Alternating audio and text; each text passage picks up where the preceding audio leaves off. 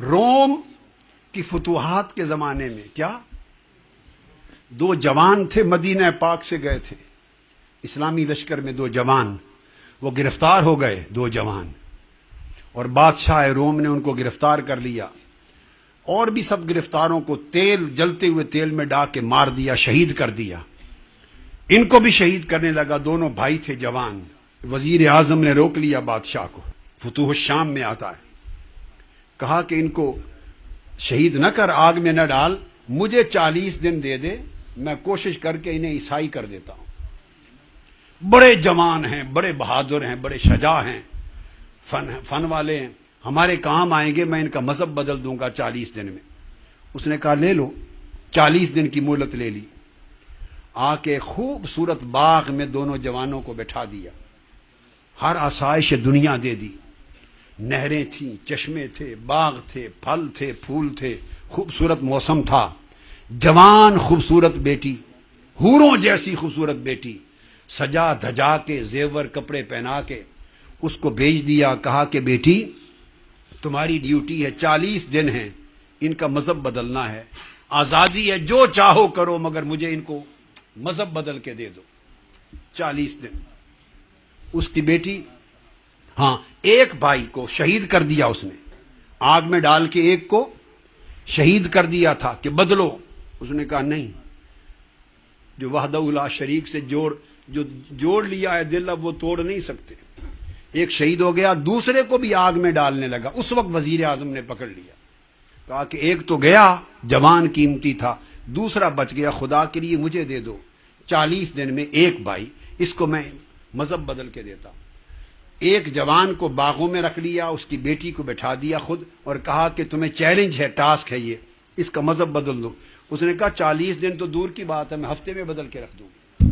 خوبصورت تھی، اسے حسن پر ناز تھا، وہ سج دھج کے روز آ کے بیٹھ جاتی، وہ نوجوان اٹھتا، صبح سحری کے وقت روزہ رکھ لیتا، سارا دن تلاوت کرتا، اس نغمہ لاہوتی میں گم رہتا، نغمہ لاہوتی تذکرہ نغمہ زبان پہ رکھتا سارا دن۔ شام کو افطار کے بعد نماز پڑھتا، رات کا اندھیرا آتا تو مصلی پہ کھڑا ہو کر خدا کی حضور قیام میں لگ جاتا۔ وہ بار بار اس کے سامنے آتی، متوجہ کرتی، اس کو بلاتی، وہ آنکھ اٹھا کے بھی نہیں دیکھتا تھا، آنکھ اٹھا کے بھی نہیں دیکھتا تھا۔ دن گزرتے گئے، لڑکی پہ پریشان ہوئی کہ ہفتے گزر گئے، ہفتے کو دوسرا گزر گیا، تیسرا، چوتھا، 40واں دن آ گیا۔ جب 40واں آخری دن آ گیا، مہلت ختم ہو رہی تھی، اس وقت وہ اس کے سامنے آ کے مصلی پر بیٹھ گئی سج دھج کے۔ اس نے کہا خدا کے لیے مجھے اب معلوم ہے کہ تم مجھے نہیں دیکھو گے۔ اس نے 40 دن 40 راتوں میں نگاہ اٹھا کے بھی اس جوان نے نہیں دیکھا لڑکی کو۔ وہ لڑکی رو پڑی، مصلی پہ بیٹھ کے اس کا دامن پکڑ لیا۔ اس نے کہا مجھے معلوم ہے تم مجھے نہیں دیکھو گے، مگر ایک بات بتا دو، وہ حسین کون ہے؟ وہ حسین کون ہے جس کے عشق نے تجھے میرے جیسے حسن سے بھی بے نیاز کر دیا؟ آج 40 دن راتیں گزر گئی ہیں، خلوت ہے، تنہائی ہے، کوئی اور نہیں، تو نے مجھے آنکھ اٹھا کے نہیں دیکھا، مجھے بھی اس حسن کو دکھا دے، اس حسین کی آگاہی کرا دے۔ اس وقت اس نے نگاہ اٹھائی، اس نے کہا جس نے گنبد خضرا والے حسین کو دیکھا ہو اور اللہ کے حسن کو دل میں سجایا ہو، وہ کسی اور کا حسن تک نہیں سکتا۔ اس لڑکی نے کہا کیا مجھے بھی اس حسن سے شناسا کر سکتے ہو؟ اس نے کہا ہاں کر سکتا ہوں، کر سکتا ہوں۔ اتنے میں اس کا والد آ گیا، اس ٹائم ہو گیا آنے کا۔ اس نے کہا کہ اب شام کو والد آ جائے گا تو لے کے نکل چلیں۔ لڑکی نے مدد کی، گھوڑے پر بیٹھی اور لے کے سلطنت سے نکل گئے پار۔ جب وہ سلطنت سے نکلے دور تو بادشاہ کو پتا چلا، تو وہ افواج کو لے کے ان کے پیچھے دوڑا کہ وہ تو لڑکی بھی گئی اور جوان نکل گیا۔ ادھر سے فوج دوڑی، جب آگے پہنچے تو ایک گھوڑا دوڑتا ہوا سرپٹ آیا، گرد اڑ رہی تھی، گرد۔ اس نے سمجھا لڑکی نے کہ ہمارے والد کی فوج میں سے کوئی سپاہی قریب آ پہنچا۔ اس نے کہا کوئی بات نہیں، تلوار نکال لی، اگر آیا تو خیر ہے، ڈیل کر لیں گے۔ لیکن جب سامنے پہنچا تو ایک نقاب پوش تھا گھوڑے پر. اس نے پوچھا نقاب پوش نقاب اٹھاؤ. اس نے نقاب اٹھایا تو اس کا وہ بھائی تھا جو آگ میں شہید کر دیا گیا. اس نے کہا بھائی جان آپ کیسے؟ اس نے کہا تم اس 40 دن کی ریاضت اور عشق الہی میں اس تاثیر سے اس کو مسلمان کر کے لا رہے ہو. مجھے رب کریم نے جنت سے بھیجا ہے کہ جاؤ جا کے بھائی کا اس سے نکاح پڑھا دو کہ سفر اس کے ساتھ تنہا نہ کرے. نکاح پڑھنے آیا.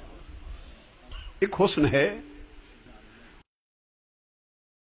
حضور داتا گنج بخش علی حجویری نے اور بابا فرید الدین گنج شکر نے اسرار الاولیاء میں کشف المحجوب میں بیان کیا کہ اسی طرح ایک پیغمبر کو وحی کی اللہ رب العزت نے. اس نے کہا مجھے کوئی اپنا عاشق دکھا دے، اپنی محبت والا. اس نے کہا اس پہاڑ کی غار میں جا، ایک شخص 70 سال سے بیٹھا میری عبادت کر رہا ہے، اسے جا کر میرا پیغام دے، سلام دینا اور پیغام دینا کہ تمہاری 70 سال کی جو عبادت اللہ نے رد کر دی ہے، قبول نہیں کی، یہ پیغام دینا.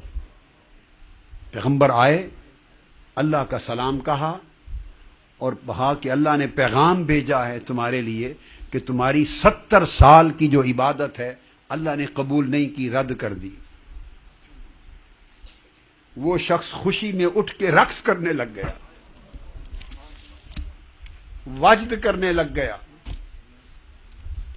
پیغمبر نے پوچھا تمہاری تو 70 سال کی عبادت چلی گئی، 70 سال کی عبادت چلی گئی، تم تو چیختے پھٹ جاتے مر جاتے، تم خوشی سے وجد کر رہے ہو، کیا ماجرا؟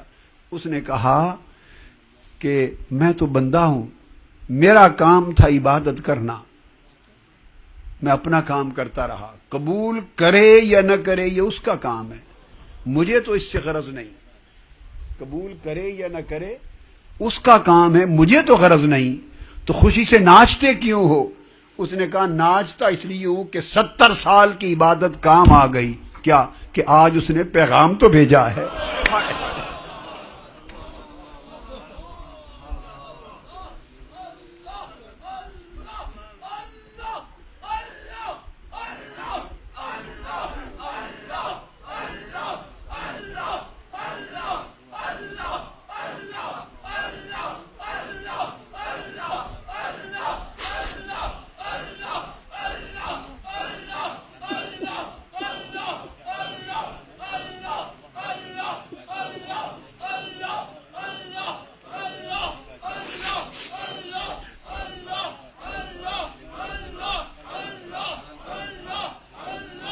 کہنے لگے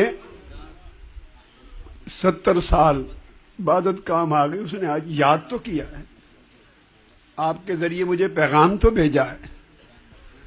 وہ فرمانے لگے بھئی پیغام تو یہ آیا ہے کہ تیری عبادت مردود ہو گئی. اس نے کہا چلو اس کے لسٹ میں 2 خانے ہیں، ایک مقبولوں کا مردودوں کا، تو چلو مقبولوں میں نہ صحیح مردودوں میں اپنی لسٹ میں شمار تو کر لیا ہے، شمار تو کر لیا ہے. میں ان کے شمار میں تو آ گیا ہوں. انسان کی کیفیت جب عمل کر کے اس کی جزا سے بھی بے نیاز ہو جاتی ہے، اور جزا صرف اللہ کی رضا رہ جاتی ہے، جزا صرف اللہ کی رضا رہ جاتی ہے، ایسی خالص زندگی کو تصوف کہتے ہیں.